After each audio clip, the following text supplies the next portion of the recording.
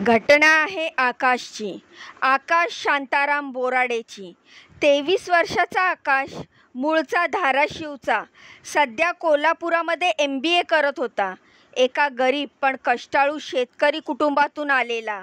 त्याने शिक्षणासाठी अनेक आर्थिक अडचणींवर मात केली होती.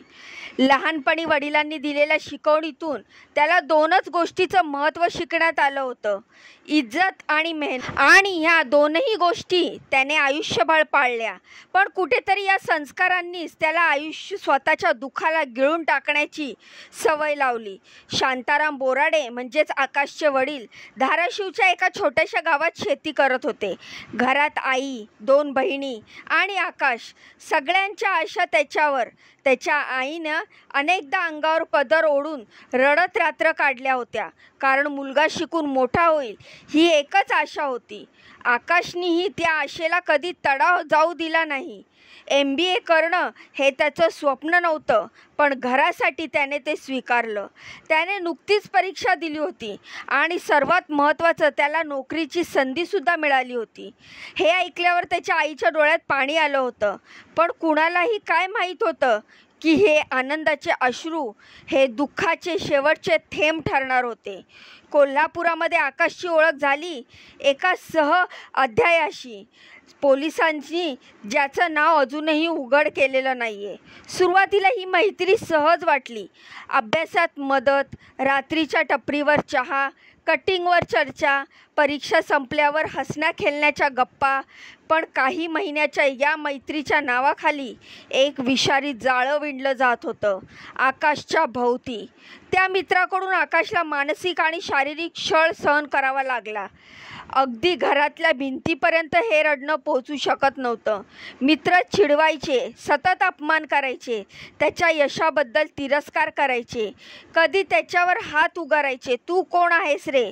तुझ्यासारख्यांना नोकऱ्या मिळतात का? अशा वाक्यांनी आकाशचं मन विर्धिण्ण व्हायचं.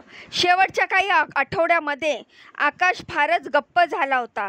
क्लासमध्ये न बोलणं, रात्री उशिरा खोलीत परतणं, दिवसभर फोनवर कुणाशी न बोलणं, हे सगळं त्याच्या जवळच्या मित्रांना जाणवायला लागलं होतं. काही जणांनी त्याला विचारलंही, पण त्याचं उत्तर एकच, ठीक आहे रे सगळं. कुटुंबालाही काहीतरी बिनसल्याची जाणीव झाली होती.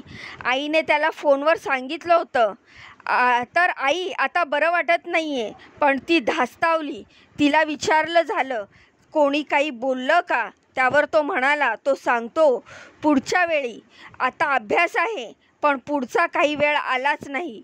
गुरुवार आकाशनं संपूर्ण दिवस खोलीत एकटाच घालवला. मोबाईलही बंद केला होता. रात्री 9च्या सुमारास शेजारच्या खोलीत राहणाऱ्या विद्यार्थ्याला आकाशच्या खोलीत काहीतरी हालचाल जाणवली नाही. त्याला आवाज दिला, प्रतिसाद नव्हता. मग खोली उघडून पाहिली. त्या विद्यार्थ्याने जे पाहिलं ते आयुष्यभर न विसरण्यासारखं. आकाशनं छताला गळफास लावून झुलत होता. बेडजवळ एक 4पाई चिठ्ठी होती. त्यात लिहिलं होतं, आज मी जीवन संपवत आहे, कारण एकच मित्रांना दिलेला शारीरिक आणि मानसिक त्रास मी त्याला समजावलं, घालूनही पाहिलं, पण तो थांबला नाही. आता सहन होत नाही. आई बाबा मला माफ करा, मी हार मानली. तो ओरडला. अचानक असं म्हणून घाबरला आणि त्याचा आवाज ऐकून बाकी आले. पोलिसांना कळवण्यात आलं. पोलीस आले. CPR हॉस्पिटलमध्ये पोलिसांनी, डॉक्टरांनी रात्री शवविच्छेदन केलं. त्यानंतर मृतदेह नातेवाईकांच्या ताब्यात देण्यात आला.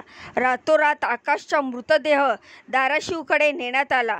आई बेशुद्ध झाली होती. वडील शांत होते, पण डोळ्यातील न ओघळणारे अश्रू पुन्हा एकदा इज्जतच्या नावावर अडकून राहिले. पोलिसांना मिळालेली चिठ्ठी ठोस पुरावा ठरली. त्या आधारावर संबंधित मित्राला रात्री उशिरा ताब्यात घेण्यात आलं. या प्रकरणामध्ये आत्महत्येस प्रवृत्त केल्याचा गुन्हा दाखल झाला. पोलिसांनी संबंधिताचा mobile record, chats, call log तपासायला घेतलेत. चौकशीत अनेक धक्कादायक गोष्टी समोर आल्यात. त्या मित्राकडून वारंवार अपमान, धमक्या आणि दबाव टाकण्यात आल्याचं स्पष्ट झालंय. किती वेळा आकाशने समजावलं, स्वतःला देखील समजावलं, थोडं अजून सहन कर, पण मनातली लढाई संपत नव्हती. एकीकडे नोकरी मिळालेली होती, आयुष्य उजळणार होतं, पण दुसरीकडे मानसिक वेदना इतक्या तीव्र होत्या की त्यात स्वप्नही गुदमरली होती. मित्राचं वागणं इतकं अमानवी होतं की आकाशला वाटायला लागलं की तो स्वतःच दोषी आहे आणि हीच भावना आत्महत्येच्या दिशेने त्याला घेऊन गेली. या घटनेनंतर कोल्हापूरसह महाराष्ट्रभरातून संताप व्यक्त झाला.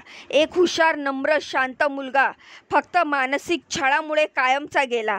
मित्रांच्या वागणुकीवर अनेक प्रश्न उभे राहिले, पण खरा प्रश्न समाजावर होता. आपण तरुणांच्या भावनांबद्दल इतके बेजबाबदार का आहोत?